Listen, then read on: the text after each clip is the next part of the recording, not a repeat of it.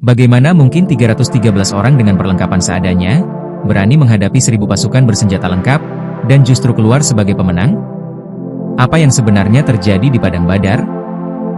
Setelah hijrah dari Mekah ke Madinah pada tahun 622 Masehi, kaum muslimin meninggalkan harta, rumah, dan tanah mereka. Kaum Quraisy tidak hanya mengusir mereka, tetapi juga menyita seluruh kekayaan yang ditinggalkan. Hijrah bukan sekadar perpindahan tempat tinggal, melainkan titik balik perjuangan. Di Madinah, Nabi Muhammad membangun masyarakat baru yang berlandaskan persaudaraan antara Muhajirin dan Ansyar. Namun, ancaman dari Quraisy Mekah terus membayangi. Jalur perdagangan Quraisy ke Syam melewati dekat Madinah.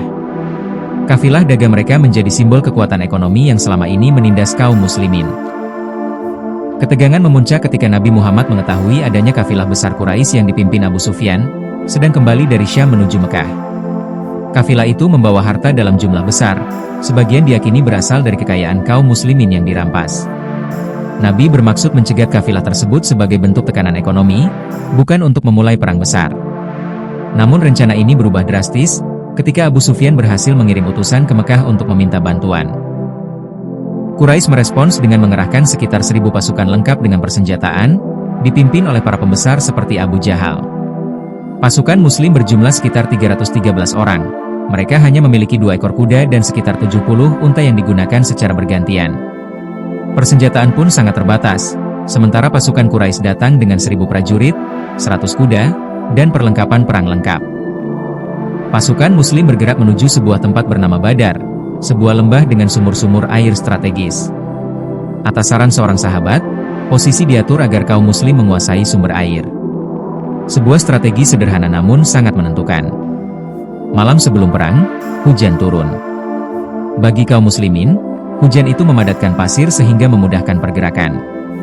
Bagi pasukan Quraisy, hujan membuat tanah mereka becek dan sulit dilalui. Dalam suasana malam yang tegang, Nabi Muhammad berdoa dengan penuh harap agar Allah menolong kaum muslimin. Beliau berdoa hingga selendangnya terjatuh dari pundaknya. Pagi 17 Ramadan tahun 2 Hijriah, duel 1 lawan 1 membuka pertempuran. 3 tokoh Quraisy maju dan ditandingi oleh 3 sahabat. Duel ini dimenangkan oleh pihak muslimin, membakar semangat pasukan kecil itu. Secara logika militer, kaum muslimin hampir mustahil menang. Namun mereka bertempur dengan keyakinan dan disiplin tinggi. Al-Quran kemudian menyebut bahwa pertolongan malaikat turun menguatkan barisan kaum muslimin. Di tengah pertempuran, tokoh-tokoh penting Quraisy berguguran. Abu Jahal, simbol keangkuhan dan penindasan terhadap Islam, tewas di medan Badar. Kematian para pemimpin ini mengguncang mental pasukan Quraisy. Perang berakhir dengan kemenangan besar bagi kaum muslimin. Sekitar 70 orang Quraisy tewas dan 70 lainnya ditawan. Dari pihak muslimin, 14 orang gugur sebagai syuhada. Kemenangan ini bukan sekadar kemenangan militer. Ia adalah kemenangan psikologis dan politik. Untuk pertama kalinya, kaum muslimin menunjukkan bahwa mereka bukan kelompok lemah yang bisa diinjak-injak. Para tawanan diperlakukan dengan manusiawi. Sebagian dibebaskan dengan tebusan, sebagian lagi dengan mengajarkan baca tulis kepada kaum muslimin Madinah. Sebuah langkah revolusioner di tengah budaya perang yang biasanya brutal.